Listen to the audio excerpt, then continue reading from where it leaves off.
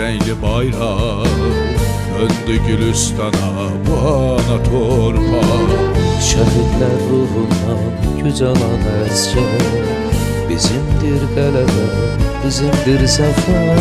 Xalqın birliyindən adalan ocaq, daim zirvələrdə alovlanacaq.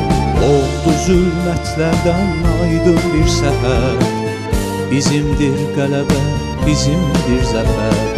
Xalqın birliyindən olan ocaq, daim zirvələrdə alovlanacaq. Oldu zülmətlərdən aydın bir səhər, bizimdir qələbə, bizimdir zəfər. Eşitsin bu dünya, görsün kainat, qanımızla verdi torpağa həyat. Fəxr elə qürurla yar oğlan, bizimdir qələbə, bizimdir zəfər.